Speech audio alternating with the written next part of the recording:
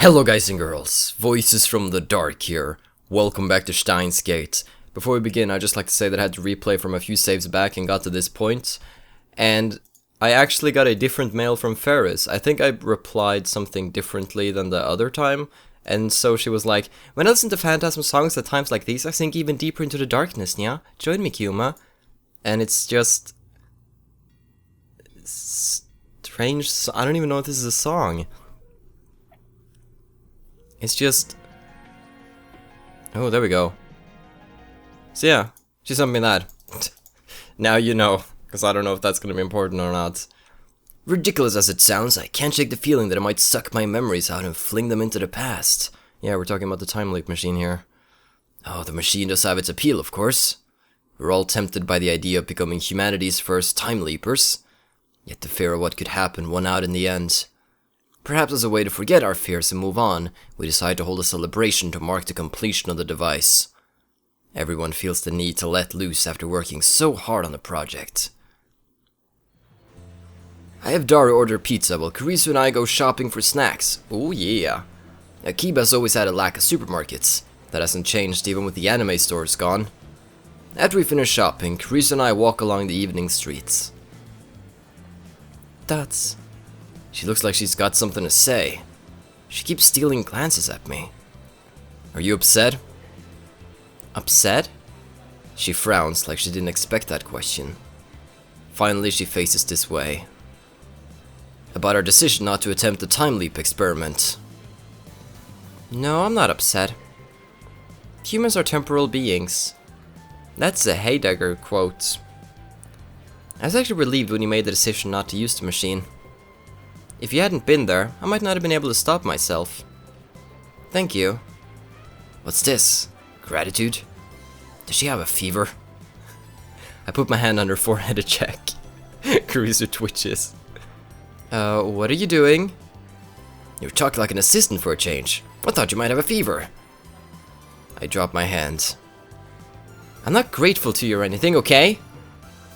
Her voice is louder than it should be, and several people glance at us.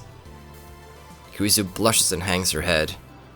If Daru were here, he'd probably get all excited and say, a real tsundere, sweet! I was about to say pretty much the same thing. Anyway, Karisu clears her throat and returns to her usual sour expression. That thank you was just a formality. Don't get me wrong, okay? Of course, I only did what I had to. I am the founder of the Future Gadget Lab, Hoyi and Kiyuma. My first priority is to protect the welfare of my lab members. So I have no need for your thanks. And yet you always talk about plunging the world into chaos. You are my allies, and the world is my enemy. I'm speechless. You're too self-righteous. You say speechless, yet you're speaking. Ooh, ooh. Don't forget what Teeter said. That I'm the freaking Messiah? Don't argue semantics. It's quite mysterious, really. It's only been 2 weeks since Karisu and I met. And yet it already feels natural for us to be walking together, exchanging banter like this. Perhaps pooling our efforts to create something new, dangerous though it may be, has brought us closer together. Aww. I admit that her knowledge and skills are impressive. I'd like her to remain at the lab if at all possible, but she said she's going back to America this month. It's already the 13th, so I wonder when she plans to return. I decide to ask her. Oh yeah, I forgot to get a plane ticket. I got too caught up in improving the phone wave. Going public with the time leap machine will send the world into an uproar. We also plan to expose CERN, remember? You may not be able to go back to America for some time. I guess you're right. I should call Mama and let her know. Looks like things are going to get busy. Naturally, I want Karisu to stay with us to the end. A little bit after we return to the lab, Mayuri gets back.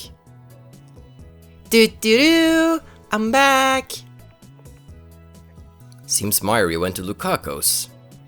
Tetsuya shows up a few minutes later, and our development council comes to order. What Okurin calls a party. Daru ordered 3 pizzas. We also line up all the snacks we bought on the table. It's just like the party we had a few days ago to cheer up Tetsuya. Mayuri wanted to decorate the room, but since everyone's tired, I dismissed it as unnecessary. It looks like Susuha managed to retrieve her jacket from Mr. Brown. Man, that was terrible. I was stuck looking like an exhibitionist all day.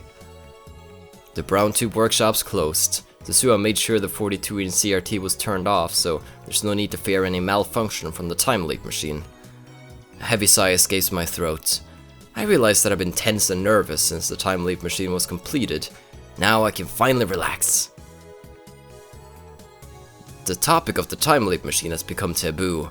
Even Kurisu doesn't bring it up during the meeting. Daru, why did you order the exact same pizza as before? I opened the pizza boxes to find the exact same ones he got for Susuha's party. Because I like it. Naturally, I'm not amused. Okurin!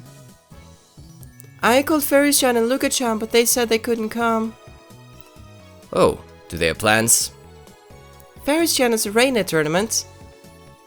Crap, I should have gone to cheer. How careless of me. And Luka-chan seemed embarrassed for some reason. Maybe she thinks you'll make her wear a costume again. You still haven't convinced her to cosplay? Then what was the point of completing the costume? She said it was embarrassing. I keep telling her, cuteness is justice, but she never listens. Cuteness is justice? Is that what they say? You're cute too, Christian. Kurisu doesn't know how to react. She blushes and Mayuri starts teasing her like a drunk old man. There's no alcohol at this party, of course. Hey, Kamima's coming up. Wanna go? I can't make something new, but I have a costume of post-awakening Sarah from Blood Tune I made last year. I think the size is just right for Christian too. Me? Cosplay? Kurisu looks conflicted. Then she murmurs. I'm sorta interested. She sure could have fooled us before, pretending to have no interest in otaku culture. But I refuse to do it in public, though. You don't have to show anyone, but eventually you'll want them to see, and the cosplay demon compels you.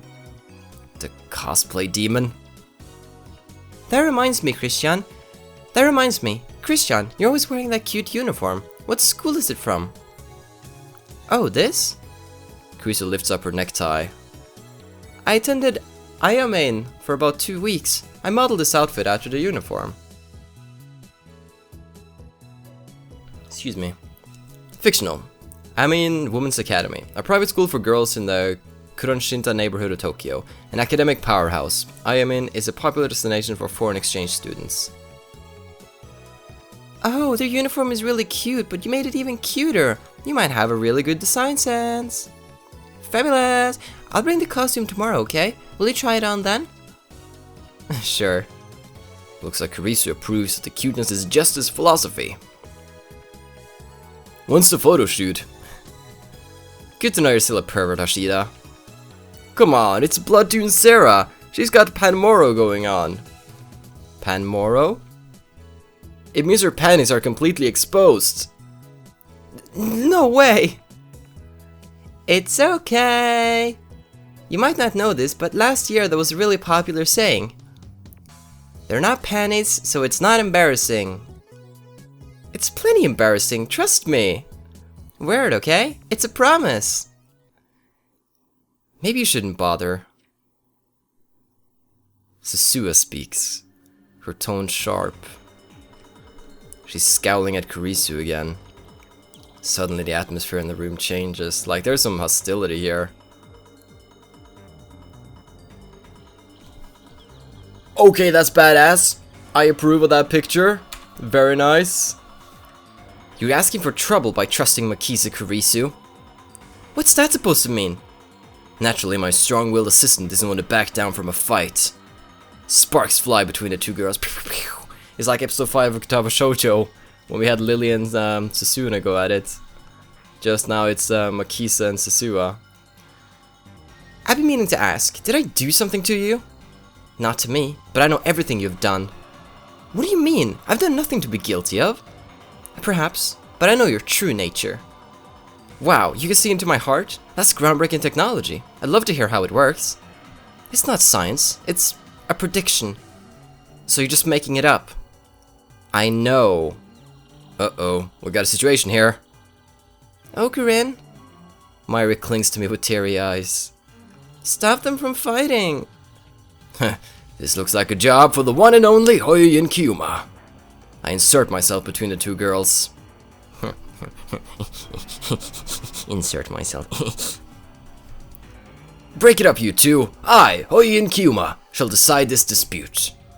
They both glare at me.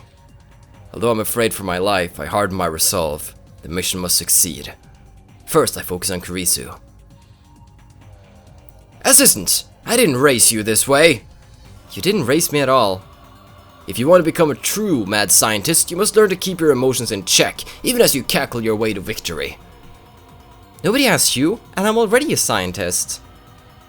That's. Next, I switch focus to Sasua. Warrior, your enemy is CERN, remember? You must conserve your strength for Ragnarok. I warned you before, Akiba Rintaro. Makisa Kurisu is a threat. What? You going to mention that here? Now? Oh, what's this about, Akiba? Their eyes are like laser beams boring into my skull. I want nothing more than to flee for my life. But Mayuri is watching me anxiously. I need to defuse the situation. Looks like neither of you is willing to back down. So be it. Fight to your heart's content. Fight until there's no more fight to be had. Then share a manly handshake by the river and let friendship blossom. They're girls. They don't do it like that. They probably gonna keep a grudge for a year and just look at each other ugly and say bad stuff about each other. They're not gonna throw down. But in the future, when it comes to time for you to venture out into the real world, I hope you remember one thing. Nobody likes a mood killer. Okay. The fact that they just spoke is extremely unsettling. Getting yelled at by both of them at the same time sends shivers down my spine. It's coming. I quickly seize my right arm. Gah! Why now of all times? Calm down, right arm of mine. I turn around and head back to Mayuri. I'm sorry, Mayuri. At this rate, I'll end up hurting those two. I have no choice. The rest is up to you. Jeez. Mayuri puffs her cheeks out and goes over to the two girls. Guys, Mayushi doesn't like it when you fight. Let's all get along, okay? Hearing this, the two combatants reluctantly comply. I expected this would happen. Mayuri is the oil that keeps the gears of this lab churning along. The throbbing in my right arm dissipates. Daru comes over to chat with Sasua, and gradually peace returns to the lab. Kurisu's in the development room, making a call, probably to her mother in America. I sit on the sofa and watch TV while sipping Dr. P. Dr. P is a very bad name for a drink. The TV is running a game show where contestants guess the prices of popular items at high-class restaurants. Mayuri sits down next to me. She peels a banana and begins eating it. Hey, Okurin? Mayuri slowly looks around the lab, smiling all the while. It's been really lively here these past few weeks, huh? Yeah, I guess it has. I established a future gadget laboratory around the time I entered college. It was the first step in my plan to bring chaos to the world. That was around the middle of March this year, which means it's been almost 5 months. Not half a month after it was established, Mayuri showed up. I'm still not sure why. I became a lab mem. For about a month, it was just me and Mayuri. Then, in early May, I finally got Daru to join. All it took was telling him that the lab is just a 3-minute walk from May Queen plus Neon Squared. This location on the outskirts of Akiba has always been quiet. Mayuri isn't the type to object to every little thing like Kurisu, nor the type to make dumb jokes like Daru, so the lab was very peaceful back in those days. It was quite a pleasant place to be. And now the lab mem count has increased to 8. It happened in the blink of an eye, or so it seems. They didn't come today, but Lukaku visits occasionally, and Ferris is a familiar face at May Queen plus Neon Squared, or at least she was before May Queen disappeared. I remember feeling out of place the first time I came to Akiba, but now, it's like a second home. It's fun. Mayuri too seems pleased by the increase in lab mems. Now that there are 8 lab mems, Mayushi thinks it's getting a little cramped in here. First, we don't have enough chairs. The sofa only has room for 2. Then there's Daru's personal desk chair. Those are the only chairs in the lounge. There are some pipe chairs in the development room, but they need to stay there. We should buy more. Do you have money, Ocarin? New chairs will take all my savings. Then I need to get a part-time job again. I guess you can use some of my salary. We need a new microwave too, otherwise I can't warm up my juicy chicken #1. Yeah, sorry about that. We kind of turned that into a time machine, so yeah. Cutting off Mayuri's chicken supply might actually kill her. But Mayuri, when we turn over the time leap machine, the reward money will solve all of our problems. Will it be enough to pay for chairs and a microwave on top of the higher rent? It'll be enough. More than enough. Wow, that's great, Ocarin. Why are you so happy? Just look, we made so many friends. There's Daru-kun, Chris-chan, Luka-chan, Susu-san, Mueka-san, Ferris-chan, Brown-san, Nei-chan, and more. She gazes wistfully into the distance. In the spring, when you started this lab, you seemed so lonely. But now you're fine. You don't need me to be your hostage anymore. What do you mean? I try to ask, but before I can finish... An urgent news bulletin appears on the TV. The subtitles read, "Terrorist bomb threat suspends Yamanote, Subu, Keihin Tokuku lines." A bomb threat? Hang on, those lines will pass through Akiba. How is Mayushi gonna get home? Oh yeah, I should call home. Tuts. A bomb threat. I don't know why, but I got a bad feeling about this. Only the lines passing through Akihabara are suspended, as if that were the target. Wait, could that be it? Could the bomb be at Akihabara Station? I get a cold feeling in my stomach. Okabe Rintaro, I need to know. You completed the time leap machine, right? Huh? Yeah. Okay. I just remembered I got something to do. I'm going out. Sasua leaves the lab without another word. What's wrong with her? Sasua is acting strange. Is it related to the bomb threat? Why did she just ask about the time leap machine? Something occurs to me. The 2 threatening emails I received. We're watching you. You know too much. Who sent them? And there's more. Words and images flash through my head. CERN. The LHC. Jellyman. The C program. Government secrets. The organization. Men in Black. The Committee of 300. The Time Leap Machine. What did Kurisu say? We may have created a monster here. Taken separately, each of these elements was insignificant. But if I consider them part of a single line, they all point to one inescapable truth. We've come too far. Fear seizes my heart in an icy grip. I can feel anxiety eating at my brain. I can't breathe. Even though it's hot and humid, my body shivers. Should we run? Get out while we still can? We can't use the trains. What about the subway? Or would a taxi be better? Nobody's saying anything. Nobody's doing anything. What should we do? Suddenly, there's a softness against my hand. I look down to see Mayuri's hand holding mine. When I look up, I see worry written on her face. It's okay. I'm just being paranoid. It's all a coincidence. Tomorrow, we'll get rid of the time leap machine. Then we can forget that all of this happened. Pretend it was just a dream. We never invented a time machine. I don't need money. As long as we can forget about today and welcome tomorrow. We'll be okay, won't we? But my anxiety doesn't go away. He's like backpedaling as soon as he can, or like as hard as he can, like right now. He's like, back, I don't want to do this, I messed up, back. I look over Mayuri's head at the entrance to the lab. The door is unlocked. Well, yeah, if Sasua went there. Anyone could just waltz right in. I hear silence wailing a few streets away. The bomb threat is Akiba in an uproar. Yet here, in our corner of Akiba, it's so quiet. Mayuri squeezes my hand with her warm, slender fingers. I squeeze back.